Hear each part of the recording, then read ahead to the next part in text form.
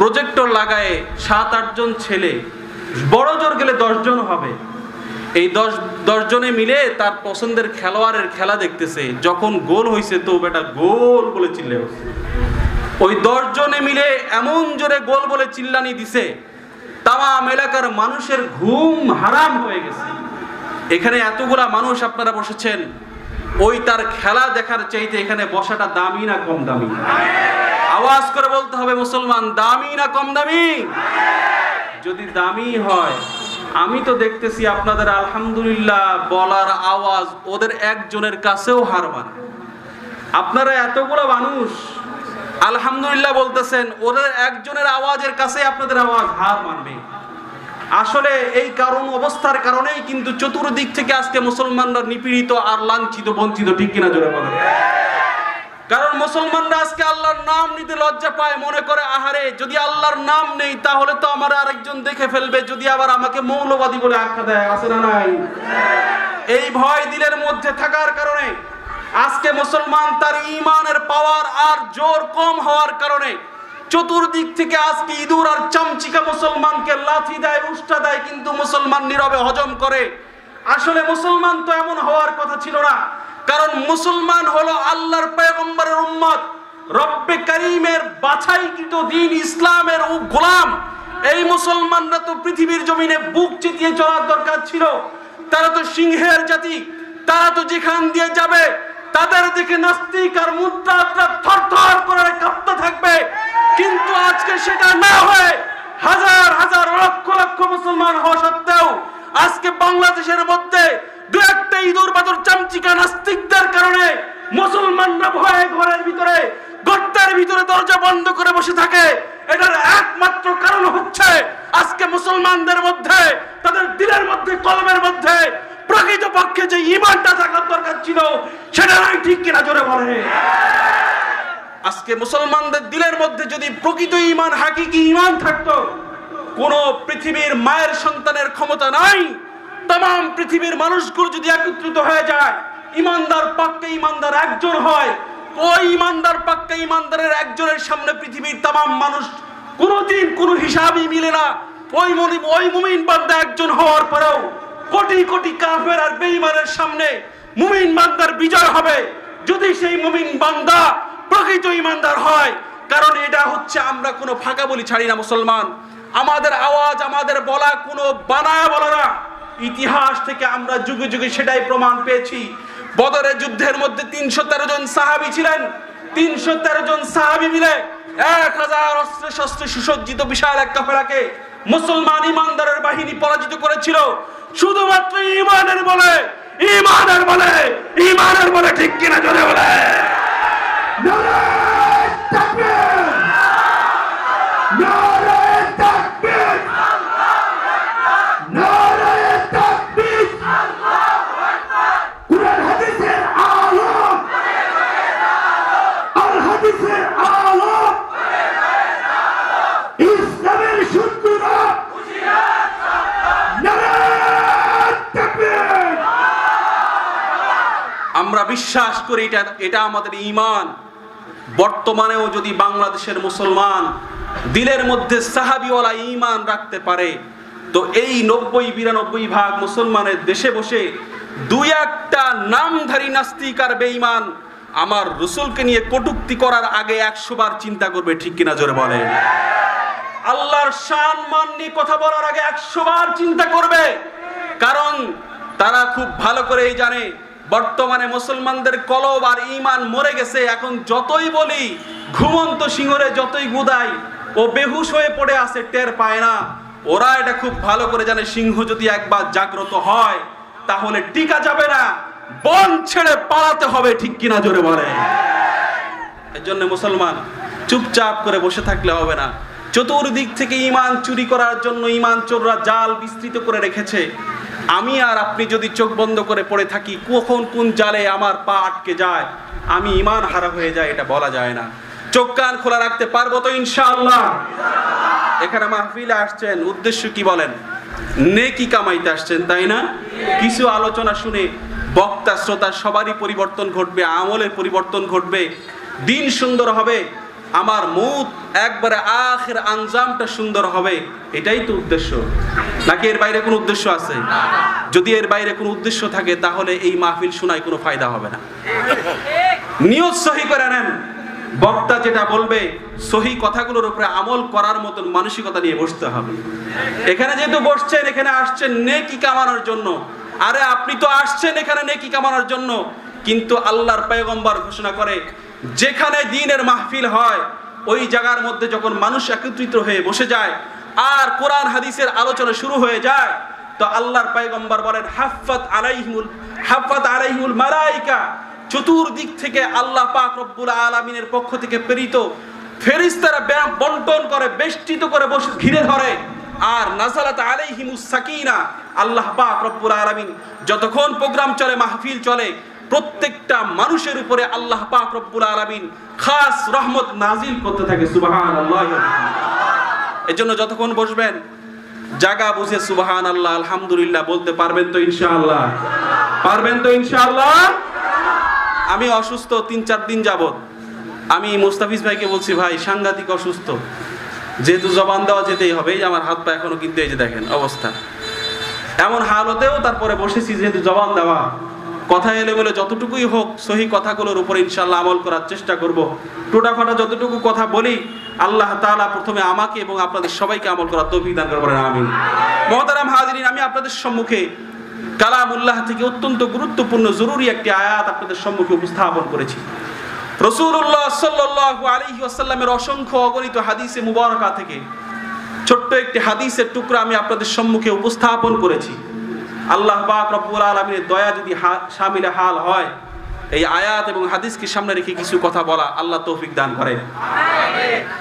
আমি আপনাদের সম্মুখে যে আয়াত তেলাওয়াত করেছি সেই আয়াতের মূল আলোচনায় যাওয়ার আগে কিছু কথা আমি আপনাদের সম্মুখে আপনাদের খিদমতে আরজ করতে চাই। বলেন তো দেখি, আমরা এখানে যারা উপস্থিত হয়েছি আমরা প্রত্যেকেই মৃত্যুর পরে আল্লাহর কাছে কি চাই? সবাই বলেন, সবাই বলেন। যারা বলতেছে না বুঝতে হবে তারা মনে হয় চায় না। কি চাই আমরা আল্লাহর কাছে মৃত্যুর পরে? সবাই আমরা প্রত্যেকেই জান্নাত চাই। মাকসাদ আমাদের সবার জান্নাত অর্জন করা, ঠিক না বলেন? কোন পাগল কি বলবে আমি মৃত্যুর পরে জাহান্নাম চাই? আল্লাহ আমারে জাহান্নাম দাও, এরকম বলার লোক আছে? কেউ নাই। পাগলও বলবে আমার মৃত্যুর পরে আল্লাহ আপনার কাছ থেকে আপনার সন্তুষ্টি অর্জন করে আমি আপনার জান্নাত চাই। জান্নাত আমাদের সকলের মাকসাদ, কিন্তু জান্নাত অর্জন করতে হইলে আমার কি লাগবে? জান্নাত অর্জন করতে হইলে আমার করণীয় কি, আমার বর্জনীয় কি, সেই সম্পর্কে আমরা কতটুকু ওয়াকিবহাল আছি, কতটুকু আমরা জানি, কতটুকু খবর রাখি? জান্নাত চাওয়া সকলের মাকসাদ। যে 5 ওয়াক্ত নামাজ পড়ে না সাপ্তাহিক মুসল্লি আছে না নাই? সপ্তাহে একবার শুধুমাত্র জুমার নামাজ পড়তে আসে, ওকেও যদি ডাক দিয়া বলেন, ও বলবে আমি মৃত্যুর পরে জান্নাত চাই, আমার তো জান্নাত লাগবেই লাগবে। হ্যাঁ, জান্নাত তোমার লাগবেই লাগবে 5 ওয়াক্ত নামাজ না পড়ে, তাই না? আমরা জানি না আসলে আমাদের করণীয় কি, জানার আগ্রহও প্রকাশ করি না, জানতেও চাই না। এই মাহফিলগুলোর মাধ্যমেই আপনাদেরকে জানানোর চেষ্টা করা হয়, কিন্তু কপাল পোড়া মুসলমান ঘরের কোনায় মাহফিল হয়, ঘরের মধ্যে বসে বসে টিভি ছেড়ে বসে থাকে, এমন লোক সমাজের মধ্যে আছে না নাই? আপনাদের এলাকায় না? আপনাদের এলাকার লোক মাশাআল্লাহ খুব বুজুর্গ, এরকম লোক নাই আপনাদের এলাকায়? আছে, আসলেই আছে। কম না বেশি? এই রোগের রোগী সবচাইতে বেশি, ঠিক কিনা জোরে বলেন? কপাল পোড়া মুসলমান মাহফিল চলতেছে, আসতেছে না, কারণ তার জানারই আগ্রহ নাই। কিন্তু ওরেও যায় ডাক দেন, এই তোমার মৃত্যুর পরে কি লাগবে? এই ডাক দিয়ে বলবে ভাই আমি তোমার উপরে জান্নাত চাই। চুরি বাটপারি ছেঁচড়ামি যাই কিছু করি না কেন, ঘুষ টুস যাই খাই না কেন, সুদ মুদ যাই খাই না কেন, কিন্তু মরার ভয় তো আছে, মরার পরে আল্লাহর কাছে জান্নাত চাই।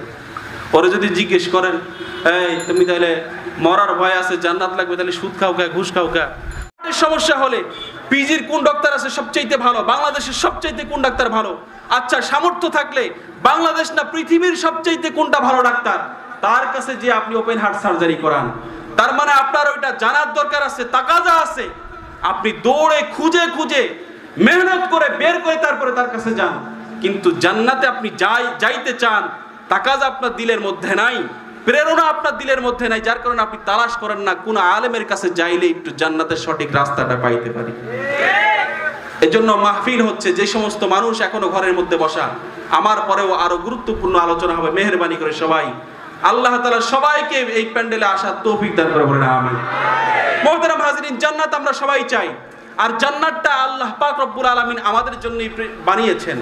কারণ আল্লাহ পাক রব্বুল আলামিন বলেন উইদ্দাত লিল মুত্তাকিন, এই জান্নাতটা আমি আল্লাহ মুত্তাকিদের জন্য তৈরি করেছি, যারা আমি আল্লাহকে ভয় পায়, যারা আমি আল্লাহকে রব হিসেবে গ্রহণ করেছে, যারা আমাকে রব্বুল আলামিন হিসেবে মানে, তামাম জাহানের প্রতিপালক আমি আল্লাহ, এটা যারা স্বীকারোক্তি দেয়, যারা এটা মানে, তাদের জন্যই আমি আল্লাহ পরপারে আমি আল্লাহ অসীম শান্তির ব্যবস্থা করেছি, নাজ আর নিয়ামত দিয়ে পরিপূর্ণ করে জান্নাত তার জন্য রেখেছি। সুবহানাল্লাহ।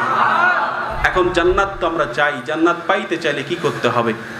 আল্লাহ পাক রব্বুল আলামিন কালামে পাকের মধ্যে ফর্মুলা দান করেছেন। আল্লাহ পাক রব্বুল আলামিন ডাক দিয়ে বলতেছেন ইন্নাল্লাযীনা আমানু ওয়া আমিলুস সলিহাত। রব্বে কারীম কালামে পাকের মধ্যে ডাক দিয়ে বলেন, এ দুনিয়ার মানুষ, তোমরা যদি পরপারে জান্নাত অর্জন করতে চাও, দুনিয়ার মানুষ তোমরা যদি পরপারে আমি আল্লাহর সন্তুষ্টি অর্জন করে জান্নাত লাভ করতে চাও, দুনিয়ার জমিনে তোমরা দুইটা কাজ করতে হবে। রব্বে কারীম ডাক দিয়া বলেন ইন্নাল্লাযীনা আমানু, এক নম্বরের বিষয় হইল বান্দা তোমার দিলের মধ্যে রাখতে হবে খাঁটি ঈমান। বান্দা খাঁটি ঈমান তোমার দিলের মধ্যে গ্রহণ করতে হবে। খাঁটি ঈমান যদি বান্দা তুমি তোমার দিলের মধ্যে গ্রহণ করতে পারো, আমি আল্লাহ এর বিনিময়ে তোমাকে অসীম শান্তির জায়গা জান্নাত তোমার জন্য রাখলাম। আল্লাহ পাক রব্বুল আলামিন বলে দিলের মধ্যে রাখতে হবে খাঁটি ঈমান। খাঁটি ঈমানটা কেমন জিনিস মুসলমান? খাঁটি ঈমান এমন একটা জিনিস, যেই জিনিসটা যখন মানুষের দিলের মধ্যে গেঁথে যায়, ওই বান্দাটা দিলের মধ্যে গেঁথে যাওয়ার পরে বান্দা তখন ভাবতে শুরু করে যা কিছু হয় সব কিছু কেবলমাত্র আল্লাহ তাআলার পক্ষ থেকেই হয়। যা কিছু হয় সব কিছু কেবলমাত্র আল্লাহর পক্ষ থেকেই হয়। ভালো মন্দ সব কিছু আল্লাহ তাআলার পক্ষ থেকেই নির্ধারিত। আল্লাহ পাক রব্বুল আলামিনকে বাদ রেখে কোনো কিছু অর্জন করা যায় না। আল্লাহ পাক রব্বুল আলামিনকে ব্যতি রেখে কোনো কিছু হাসিল করা যায় না। তামাম কিছুর মালিক আল্লাহ, আমাকে খাওয়ানোর মালিক আল্লাহ, আমাকে পড়ানোর মালিক আল্লাহ, আমার হায়াতের মালিক আল্লাহ, আমার মউতের মালিক আল্লাহ, আমার তামাম কিছুর মালিক একমাত্র রব আমার আল্লাহ। আল্লাহ ছাড়া কোনো মালিক নাই, শুধুমাত্র কেবলমাত্র রব একজন, তিনি হইলেন আল্লাহ। এটাকেই খাঁটি ঈমান বলা হয়। এই ঈমানটা বান্দার দিলের মধ্যে থাকবে। আল্লাহ পাক রব্বুল আলামিন বলে পরবর্তী আমল হইল, তুমি যদি জান্নাত লাভ করতে চাও, দ্বিতীয় নম্বরের কাজ হইল ওয়া আমিলুস সলিহাত। রব্বে কারীম ডাক দিয়া বলে তোমার দিলের মধ্যে যখন পাক্কা ঈমান থাকবে, দ্বিতীয় নম্বরের কাজ তোমার করতে হবে নেক আমল করতে হবে। নেক আমল করতে হবে। নেক আমল ব্যতীত আল্লাহর জান্নাত লাভ করা যায় না। কোন বান্দা যদি আল্লাহর জান্নাত লাভ করতে চায়, তাহলে ওই বান্দারে নেক আমল করতে হয়। এটা হুকুম করেছেন কে? আর জোরে বলেন, হুকুম দিয়েছেন কে? আল্লাহ তাআলার ফরমান হইল, বান্দা তুমি যদি নেক আমল করো তাহলে আমি আল্লাহ তোমার জান্নাত দান করব। মুসলমান, জান্নাত পাওয়াটা বড় কঠিন জিনিস নয়। জান্নাত হাসিল করাটা কোনো কঠিন জিনিস নয়। দুইটা জিনিস যদি কোনো বান্দা তার জিন্দেগিতে ফিট করতে পারে, তাইলে আল্লাহ পাক রব্বুল আলামিন এই দুইটা জিনিসের বিনিময়ে তাকে পরকালে আল্লাহ তাআলা জান্নাত দান করে দিবে। জিনিস কয়টা? বলেন বলেন, কয়টা? এক নাম্বার বলেন বলেন, সবাই বলেন। আরে ভাই, এটা তো মুযাকারার জায়গা, আপনারাও বলবেন আমিও বলবো, না বললে তো হবে না। এক নাম্বার কি? ঈমান। ঈমান, শুধু ঈমান, পাক্কা ঈমান, খাঁটি ঈমান। দুই নম্বরে বলেন বলেন, দুই নম্বরে নেক আমল। দুইটা জিনিস অর্জন করতে হবে। এই দুইটা জিনিস অর্জন করার মাধ্যমে আল্লাহ তাআলা পরকালে জান্নাত দিয়ে দিবে। সুবহানাল্লাহি ওয়া বিহামদিহি। খুব কঠিন, খুব কঠিন, মোটেও কঠিন না। এখন আমরা তো আল্লাহ পাক রব্বুল আলামিন দুনিয়াতে প্রেরণ করেছেন, আমরা দুনিয়ার জমিনের মধ্যে বসবাস করতেছি, কিন্তু আল্লাহ পাক রব্বুল আলামিন অর্ডার করেছেন নেক আমল করার জন্য। কিন্তু আমরা দুনিয়ার জমিনে আসার পরে আমরা তো নেক আমল করি না, বরং আল্লাহ তাআলার নাফরমানির মধ্যে লিপ্ত আছি, আসি না নাই? প্রত্যেকেই আল্লাহ তাআলার নাফরমানির মধ্যে লিপ্ত, কম আর বেশি প্রত্যেকেই আল্লাহ তাআলার নাফরমানির মধ্যে লিপ্ত। আল্লাহ তাআলার নাফরমানি হচ্ছে গুনাহের মধ্যে লিপ্ত হওয়া, এটা হচ্ছে আল্লাহ তাআলার সঙ্গে সবচেয়ে বড় নাফরমানি, গুনাহ করা, গুনাহ করা। এখন আল্লাহ পাক রব্বুল আলামিন তো বান্দাকে বড় মহব্বত করে তৈরি করেছেন, বড় প্রেম আর ভালোবাসা দিয়ে আল্লাহ তাআলা তৈরি করেছেন। ইতিহাস সবকিছু আপনাদের জানা, ওয়াজ শুনতে শুনতে মুখস্থ। রব্বে কারীম যখন মানুষকে তৈরি করবেন, আসমানের মধ্যে আমার মালিক তামাম ফেরেশতাদেরকে মিটিং করতেছেন, ডাক দিয়া বলতেছেন, ইন্নী জাইলুন ফিল আরদি খলিফা। রব্বে কারীম ডাক দিয়া বলতেছেন, ইন্নী জাইলুন ফিল আরদি খলিফা। এ আমার ফেরেশতারা, দুনিয়ার জমিনে আমি আল্লাহ আমার খলিফা নিযুক্ত করতে চাই, বলো তোমাদের মতামত আমাকে জানায় দাও। ফেরেশতারা ডাক দিয়া বলে, ওয়া নাহনু নুসাব্বিহু বিহামদিকা ওয়া নুকদ্দিসু লাক। আল্লাহ আমরাই তো আপনার ইবাদত করি, আপনার গোলামি করি। আল্লাহ দরকার নাই, মানুষ বানানো দরকার নাই। আল্লাহ পাক রব্বুল আলামিন ফেরেশতাদের প্রতিউত্তরে ডাক দিয়া বলেন, ইন্নী আ'লামু মা লা তা'লামুন। আল্লাহ পাক রব্বুল আলামিন বলে, আমি আমার বান্দার সম্পর্কে যা জানি তোমরা তা জানো না, সুতরাং আমি আল্লাহ সিদ্ধান্ত নিলাম এটাই চূড়ান্ত। আমি আল্লাহ দুনিয়ার জমিনে আমার খলিফা নিযুক্ত করতে চাই। যা ফেরেশতা যা দুনিয়ার জমিন থেকে মাটি সংগ্রহ করে নিয়ে আয়। আল্লাহ পাক রব্বুল আলামিনের অর্ডার পাওয়ার পরে ফেরেশতা দুনিয়ার জমিন থেকে মাটি সংগ্রহ করে আল্লাহর কাছে উপস্থাপন করে দেয়। আল্লাহ পাক রব্বুল আলামিন এখন মাটিগুলো নিয়ে চিন্তা করে, আমি তো তামাম জাহানকে বানাইলাম কোন দিয়া? আমার আল্লাহ তো সবচেয়ে কুদরতওয়ালা রব। ইযা আরাদা শাইআন ইযা আরাদা শাইআন আইয়াকুলা লাহু কুন ফায়াকুন।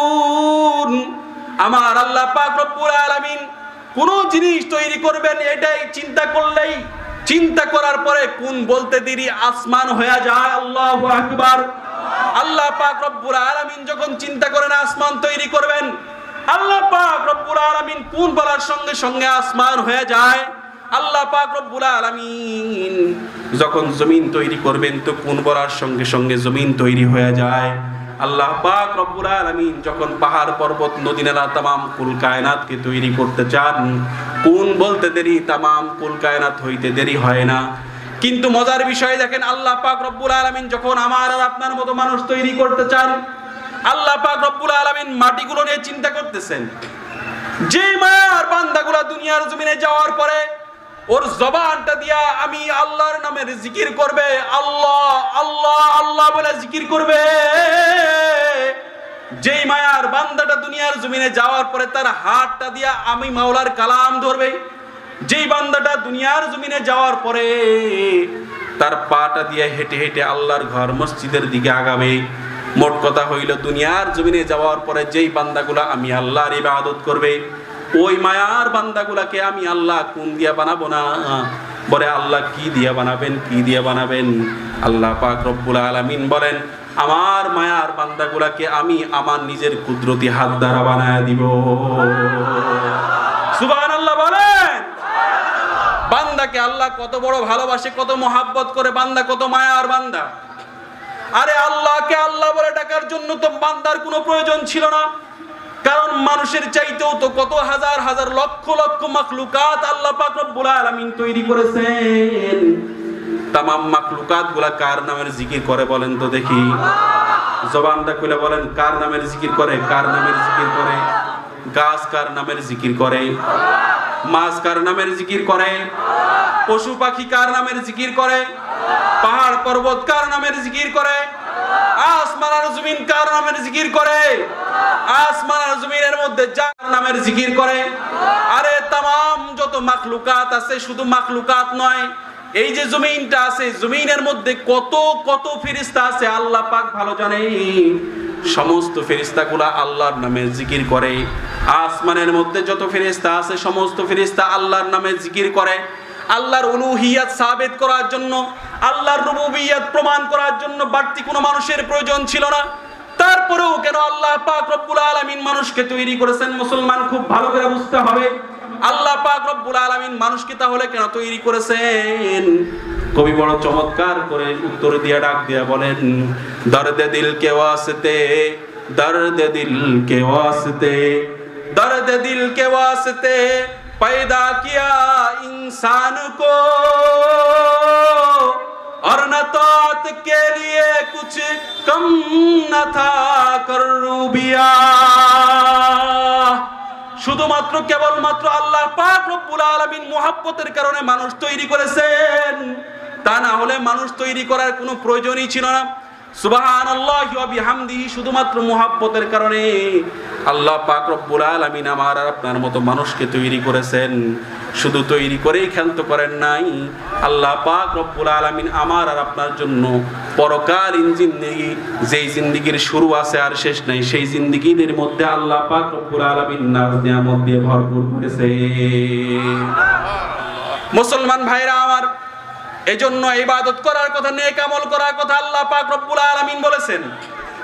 আল্লাহ পাক রব্বুল আলামিন বলেছেন, তুমি দুনিয়ার জমিনে আমি আল্লাহর গোলামি করো, আমি আল্লাহ বিনিময়ে জান্নাত দান করব।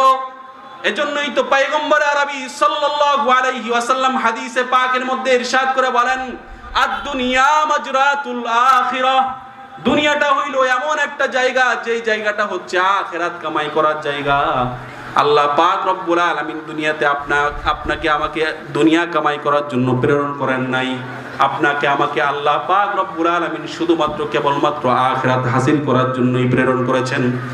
মুসলমান ভাইরা আমার, আল্লাহ পাক রব্বুল আলামিন তো খুব ভালো করেই জানে, কারণ যখন বাবা আদমকে আসমানের মধ্যে আল্লাহ পাক রব্বুল আলামিন তৈরি করেছেন আর অর্ডার করে দিয়েছেন, উসজুদু লিয়া আদম, এই तमाम ফেরেশতারা তোমরা আমার আদমের সিজদা করো। সমস্ত ফেরেশতারা সিজদা করেছে, একজন করে নাই। তার নামটা কি বলেন তো দেখি? বলেন তার নামটা কি? আসলে সে তো ছিল সাইয়্যিদুল মালায়েকা, সমস্ত ফেরেশতাদের সর্দার ছিল সে। কিন্তু আল্লাহ পাক রব্বুল আলামিনের বিধান লঙ্ঘন করার কারণে আল্লাহ পাক রব্বুল আলামিন তার পদ থেকে চ্যুত করে তাকে আল্লাহ পাক রব্বুল আলামিন তাকে সবচাইতে নিকৃষ্ট বানায় দিয়েছেন। আল্লাহ পাক রব্বুল আলামিন তাকে মারদুদ বানায় দিয়েছে। ওই যে তার দিলের মধ্যে একটা রাগ আর ক্ষোভ আছে, যে আদমের কারণে আজকে আমার এই হালত, যে আদমের কারণে আজকে আমার এই অবস্থা, সেই আদমের আমি শেষ পরিণতি দেখেই ছাড়বো। এই জন্য শয়তান আল্লাহকে ডাক দিয়ে বলেছে, আল্লাহ আমাকে তুমি দুইটা পাওয়ার দিবানি। আল্লাহ বলে, বল তোর কি পাওয়ার লাগবে? শয়তান ডাক দিয়ে বলে, আল্লাহ দুনিয়ার জমিনে আমারে তুমি দুইটা পাওয়ার দিবা। এক নম্বরের পাওয়ার হইল কিয়ামত পর্যন্ত তুমি আমার হায়াতটা লম্বা করে দিবা। শয়তান চাইতে দেরি, আল্লাহ পাক রব্বুল আলামিন দিতে দেরি করে না, বলে যা তোরে দিয়ে দিলাম, তোর হায়াতটা কিয়ামত পর্যন্ত বাড়ায়া দিলাম। মুসলমান ভাইরা আমার, এরপরে শয়তান ডাক দিয়া বলে, আল্লাহ তোমার কাছে আমার দ্বিতীয় নম্বরে চাওয়া হইল তুমি আমাকে এমন একটা শক্তি দিবা, যেই শক্তি ব্যবহার করে আমি প্রত্যেকটা বনি আদমের রগে রগে ঢুকে ঢুকে তাদের মৃত্যুর সময় পর্যন্ত যে তাদেরকে ধোঁকা দিয়ে দেব। মুসলমান ভাইরা আমার, আল্লাহ পাক রব্বুল আলামিন তাকে সেই পাওয়ারটাও দিয়ে দিলেন। কিন্তু যেই বান্দাকে আল্লাহ পাক রব্বুল আলামিন এত প্রেম আর ভালোবাসা দিয়া বানাইছেন, যেই বান্দাকে আল্লাহ পাক রব্বুল আলামিন এত মুহাব্বত করে বানাইছেন, ওই বান্দা তার গুনাহের কারণে জাহান্নামের মধ্যে নিক্ষিপ্ত হবে, এটা আল্লাহর সহ্য হয় না। এজন্যই তো মুসলমান আল্লাহ পাক রব্বুল আলামিন কালামে পাকের মধ্যে ইরশাদ করেছেন, যে আয়াতটা আমি আপনাদের সম্মুখে খুতবার মধ্যে আমি উপস্থাপন করেছি। আল্লাহ পাক রব্বুল আলামিন ডাক দেয়া বলেন, অতুবু ইলাল্লাহি জামিআন আইয়ুহাল মুমিনুনা লাআল্লাকুম তুফলিহুন। আল্লাহ পাক রব্বুল আলামিন ডাক দেয়া বলেন, বান্দারে দুনিয়ার জমিনে চলতে গেলে তোমার গুনাহ হয়ে যাবে, এটাই স্বাভাবিক। তোমার নাম হইল ইনসান, গুনাহ করা তোমার ফিতরত, কারণ গুনাহের মজা তোমার দিলের মধ্যে আছে। ওইদিকে শয়তান তোমার তোমার পিছে লিগে আছে ধোঁকা দেওয়ার জন্য, বিপদগামী করার জন্য, কারণ সে ওয়াদাবদ্ধ আমার কাছে। কিন্তু আমি আল্লাহ তোমার সকল প্রশ্নের উত্তর দিয়ে রাখলাম, কালামে হাকিমের মধ্যে আমি সব কিছু তোমার জন্য জানায় দিলাম। আমি বলে দিলাম ইন্নাহু লাকুম আদুউম মুবিন। আল্লাহ পাক রব্বুল আলামিন ডাক দিয়ে বলে, এরে বান্দা, তোর দুনিয়ার জিন্দেগিতে একজন শত্রু, প্রকাশ্য শত্রু, সেই শত্রুটা হইল শয়তান। শয়তান থেকে বেঁচে থাকবি, তারপরেও শয়তান তোকে ধোঁকা দিবে, বারবার ধোঁকা দিবে। বান্দা, তুই শয়তানের ধোঁকায় পড়ে, নফসের ওয়াসওয়াসায় পড়ে গুনাহ করে ফেলবি, এটাই স্বাভাবিক। কিন্তু বান্দা, তোর গুনাহের কারণে তুই যদি গুনাহ নিয়ে কবরে যাস, আর যদি তোর গুনাহের কারণে কবরে আযাব হয়, এটা তো আমি আল্লাহর সহ্য হবে না, এটা আমি আল্লাহ বরদাস্ত করতে পারবো না। কারণ বান্দারে, আমি তোরে বড় ভালোবাসি, বড় মুহাব্বত করি, আমার নিজের কুদরতি হাতে তোরে বানাইছি। আমি চাই না তুই জাহান্নামের আগুনে পুড়বি, এজন্যই তো তোরে অফার দিয়ে দিলাম, অতুবু ইলাল্লাহি জামিআন আইয়ুহাল মুমিনুন আইয়ুহাল মুমিনুনা লাআল্লাকুম তুফলিহুন। আল্লাহ পাক রব্বুল আলামিন ডাক দিয়া বলেন, বান্দা, গুনাহ তোর যতই বেশি হোক না কেন, জিন্দেগি ভর গুনাহ করেছিস, পেরেশানির কারণ নাই। একেবারে বুদ্ধি হওয়ার পর থেকে নিয়ে বুড়া হওয়া পর্যন্ত তুই গুনাহের সঙ্গে লিপ্ত। গুনাহ করতে করতে করতে করতে তোর গুনাহের পরিমাণ আসমান আর জমিনের ফাঁকা জায়গা বরাবর হয়ে গেছে। গুনাহ করতে করতে করতে করতে তোর গুনাহের পরিমাণ সমুদ্রের পানি বরাবর হয়ে গেছে। গুনাহ করতে করতে গুনাহের পরিমাণ বান্দা তোর পাহাড় সমান হয়ে গেছে, পেরেশানির কারণ নাই। কারণ আমি আল্লাহ হইলাম রহমান, আমি আল্লাহ হইলাম রহিম। বান্দারে, গুনাহ তোর যতই বেশি হোক না কেন, তুই আমার কাছে তওবা কর। বান্দা, তওবা করার মাধ্যমে আমি আল্লাহ তোর জিন্দেগীর তামাম গুনাহ খাতাগুলোকে মাফ করে দিব। রব্বে কারীম ডাক দিয়া বলেন, বান্দা, পেরেশানির কারণ নাই। বান্দারে, আমি ঘোষণা করে দিলাম, লা তাকনাতু মির রাহমাতিল্লাহ। বান্দা, আমার দয়া অনেক বেশি, আমার দয়া থেকে তুমি নৈরাশ হও না। দুনিয়ার জমিনে তোমার যখন রাত্রি হয়, তো এলাকার মেম্বার তার ঘরের দরজা বন্ধ করে দেয়, বিবির সঙ্গে সন্তানের সঙ্গে আরামের ঘুম ঘুমায়। রাত্রি যত গভীর হয়, বান্দা, চেয়ারম্যানের দরজা বন্ধ হয়। রাত্রি যত গভীর হয় তো এমপির দরজা বন্ধ হয়। রাত্রি যত গভীর হয় তো মন্ত্রীর দরজা বন্ধ হয়। রাত্রি যত গভীর হয় তো তামাম দুনিয়ার মানুষের দরজা বন্ধ হয়। কিন্তু আমি আল্লাহ, রাত্রি যত গভীর হোক না কেন, আমি আল্লাহ তোর জন্য জেগে থাকি। শুধু জেগে থাকি এটাই নয়, কারণ শেষ রাত্রিতে আমি আল্লাহ তোর জন্য প্রথম আসমানে এসে অপেক্ষা করতে থাকি। পথ ভোলা বান্দাগুলোকে ডাকতে থাকি, আয় বান্দা, তোর কি লাগবে তুই আমার কাছে চা। বান্দা, তুই পথ ভুলে শয়তানের ওয়াসওয়াসায়, নফসের ধোঁকায় পড়ে তুই গুনাহ করেছিস, আয় আমার কাছে ফিরে আয়। আয় বান্দা, তুই আমার কাছে ফিরে আয়। বান্দা, তোর পেরেশানির কোনো কারণ নাই, তুই চা, আমি তোরে মাফ করে দিব। কোন বান্দা যখন রাত্রি যত গভীর হয়, দুনিয়ার সবাই ঘুমায়, সন্তান ঘুমায়, বিবি ঘুমায়, মা ঘুমায়, বাবা ঘুমায়, এমন অবস্থার মধ্যে যখন একজন বান্দা জায়নামাজ বিছায়া আল্লাহর সামনে দণ্ডায়মান হয়ে খালেস নিয়তে 2 রাকাত নামাজ পড়ে আল্লাহর দরবারে হাত তুলে চায় আর কান্না করে বলে, মালিক, বুঝি নাই, বুঝি নাই, গুনাহ করে ফেলেছি, গুনাহের মধ্যে লিপ্ত হয়ে গেছি। আল্লাহ, এখন আমার দিলের মধ্যে অনুশোচনা আসছে, আমি বুঝতে পারছি আমার অন্যায় হয়ে গেছে রে মালিক। আল্লাহ, আমি এখন তোমার দরবারে ফিরে আসছি। তুমি ছাড়া যাওয়ার কোনো জায়গা নাই, তুমি ছাড়া মুক্তি পাওয়ার কোনো ঠিকানা নাই। আল্লাহ, আমি তোমার কাছে চাই। আল্লাহ, আমি তামাম পাপ থেকে আমি তোমার কাছে তওবা করলাম। আল্লাহ, দয়া করে তুমি আমাকে মাফ করে দাও।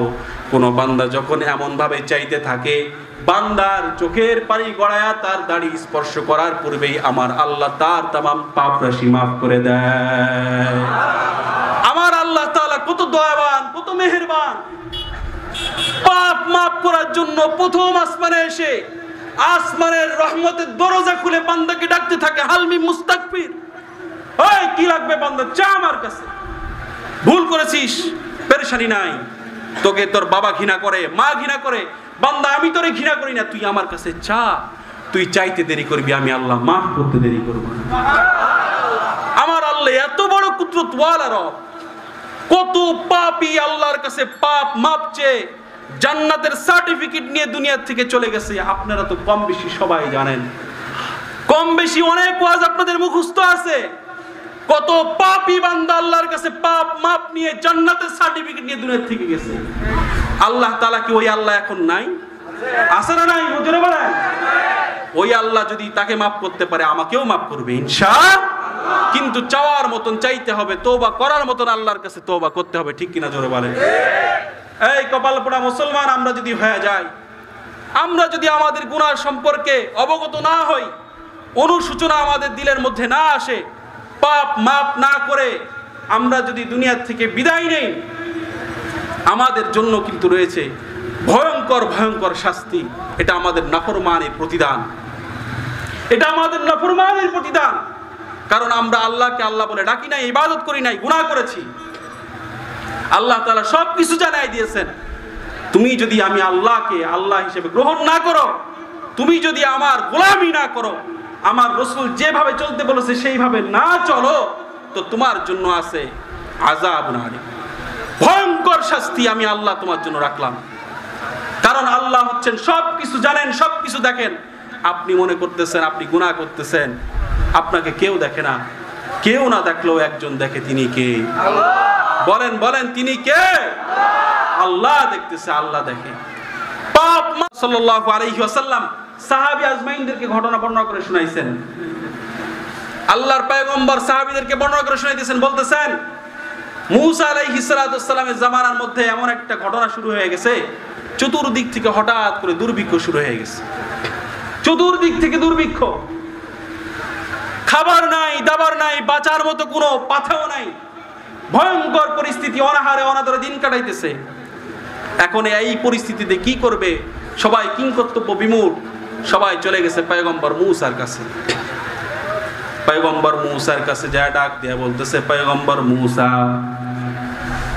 আপনি কি দেখেন না চতুর্দিক থেকে দুর্ভিক্ষ শুরু হয়ে গেছে, আমাদের ঘরের মধ্যে খাবার নাই, দাবার নাই, আমরা বড় অসহায় অবস্থায় দিন যাপন করতেছি, আমাদের ঘরের শিশুগুলাও পর্যন্ত না খায় না জীবন কাটাইতেছে, বড় অসহায় অবস্থার মধ্যে আছি।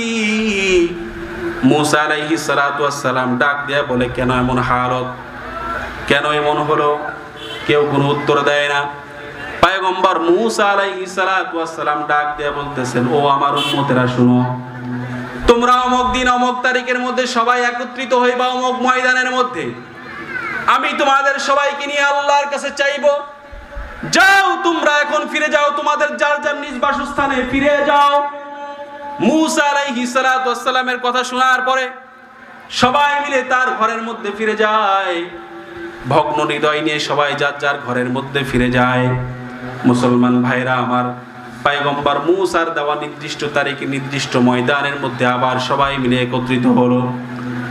এবার পয়গম্বর মুসা আলাইহিস সালাতু ওয়াস সালাম সবাইকে নিয়ে আল্লাহর কাছে হাত তুলেছেন, ডাক দিয়া বলে, মালিক আল্লাহ, তাকায় দেখো আমার উম্মতরা বড় অসহায় অবস্থায় দিন যাপন করে, কারোর ঘরের মধ্যে খাবার নাই, সবাই বড় কষ্টের মধ্যে আছে, চতুর্দিক থেকে দুর্ভিক্ষ শুরু হয়ে গেছে। আল্লাহ তুমি আমাদের গুনাহ মাফ করে তোমার রহমতের বৃষ্টির ফায়সালা করে দাও। মুসা পয়গম্বর আল্লাহর কাছে হাত তুলে দোয়া করে, মালিক ফিরায়া দিও না, ফিরায়া দিও না, আল্লাহ দয়া করে তুমি আমাদের দোয়াকে কবুল করে নাও। মুসা আলাইহিস সালাতু ওয়াস সালাম দোয়া করে। মনে রাখতে হবে মুসলমান, প্রত্যেকটা পয়গম্বর হলেন মুস্তাজাবুদ দাওয়া। পয়গম্বররা দোয়া করতে দেরি, আল্লাহ পাক রব্বুল আলামিন কবুল করতে দেরি করেন না। কিন্তু সেই দিন ব্যতিক্রম ঘটনা, মুসা আলাইহিস সালাতু ওয়াস সালাম দোয়া করতেছেন কিন্তু আল্লাহ তাআলা কবুল করেন না। মুসা পয়গম্বর বড় পেরেশান হয়ে গেছেন, বড় হতাশ হয়ে গেছেন, হায় হায় কি ব্যাপার, আমি এত দোয়া করি তারপরেও আল্লাহ কবুল করে না কেন? মুসলমান ভাইরা আমার, এক পর্যায়ে আসমান থেকে গায়বী আওয়াজ আসছে, ডাক দেয়া বলতেছে, মুসা তুমি যেই কাফেলা নিয়ে আমার কাছে প্রার্থনা করতেছো, দোয়া করতেছো, সাহায্য মাংতেছো, তোমার ওই কাফেলার মধ্যে এমন একজন বান্দা আছে যে 40 বছর ধরে আমি আল্লাহর সঙ্গে নাফরমানি করে। 40টা বছর ধরে নাফরমান বান্দা একবারও তার জবানটা দিয়া আমি আল্লাহর নাম উচ্চারণ করে না। ওই নাফরমান বান্দার কারণে আমি আল্লাহ তোমাদের উপরে দুর্ভিক্ষ দান করলাম। আমি আল্লাহ জানাই দিলাম, যতক্ষণ পর্যন্ত ওই নাফরমান বান্দা তোমাদের কাফেলার থেকে বের না হবে, ততক্ষণ পর্যন্ত আমি আল্লাহ তোমাদের দোয়া কবুল করব না। এই কথা শুনে মূসা পয়গম্বর বড় রাগান্বিত হয়ে গেলেন। কওমের কাছে ডাক দিয়ে এসে বলতেছে, এই কে আসো সিয়াকার, কে আসো খতাকার, কে আসো গুনাহগার? তোমার গুনাহের কারণে আল্লাহ পাক রাগান্বিত হয়ে গেছেন। 40 বছর ধরে তুমি নাফরমানি করো, তোমার নাফরমানির কারণে আল্লাহ পাক রব্বুল আলামিন আসমান থেকে রহমতের বৃষ্টি বন্ধ করে দিয়েছেন। আল্লাহ পাক রব্বুল আলামিন ঘোষণা করেছেন, যতক্ষণ পর্যন্ত তুমি এই কাফেলা থেকে বের না হবে, আল্লাহ পাক রব্বুল আলামিন আমাদের দোয়া কবুল করবেন না, রহমতের বৃষ্টিও দান করবেন না।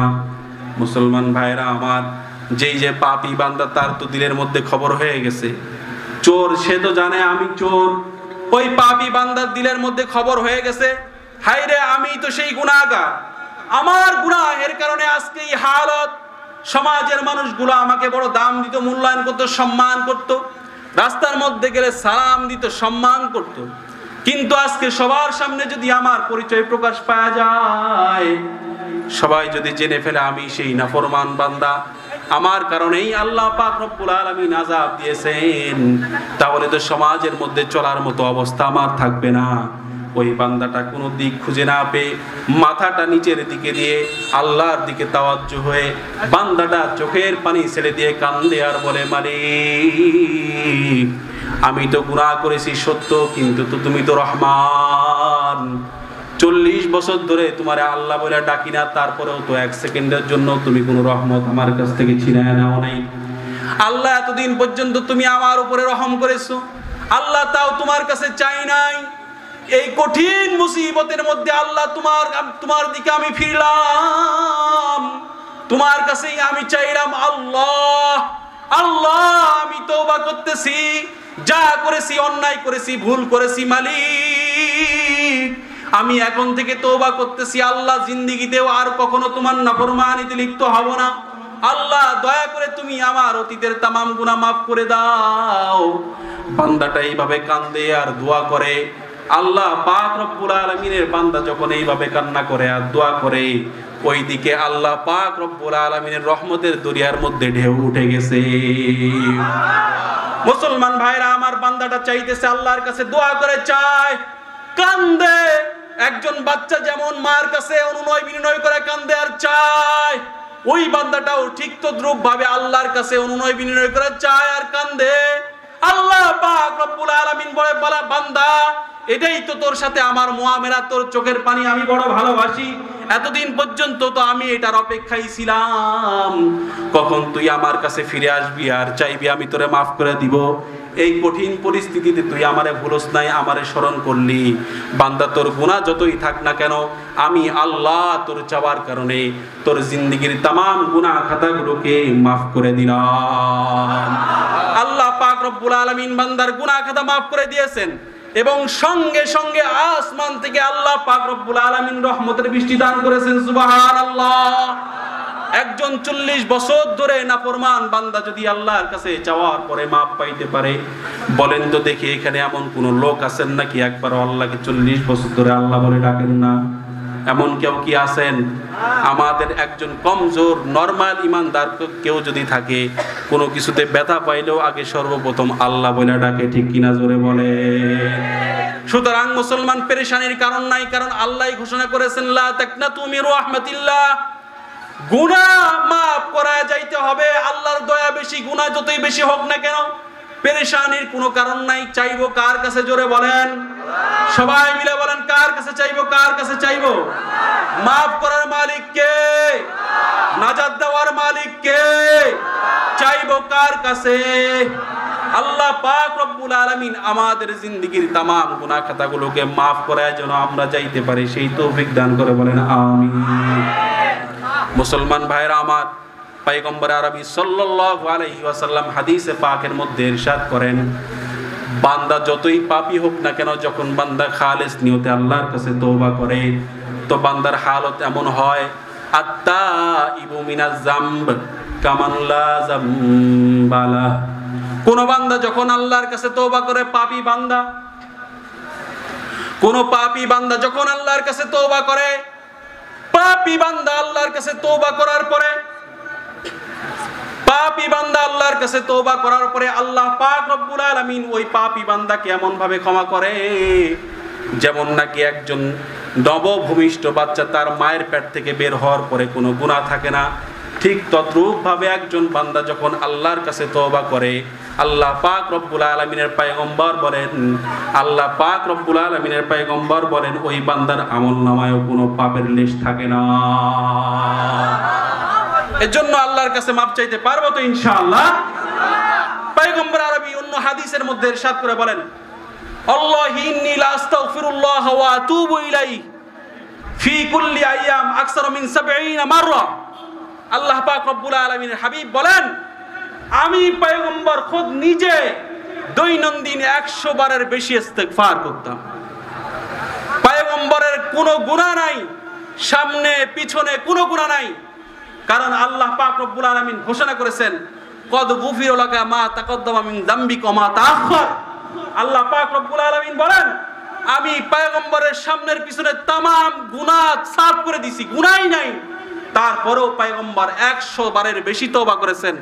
আমার আর আপনার মতো নাফরমান বান্দার কয়বার তওবা করা উচিত, কয়বার ইস্তেগফার পড়া উচিত? এজন্য এই বয়ানের সারমর্ম হচ্ছে আল্লাহর কাছে ইস্তেগফার করতে হবে। পারবো তো ইনশাআল্লাহ?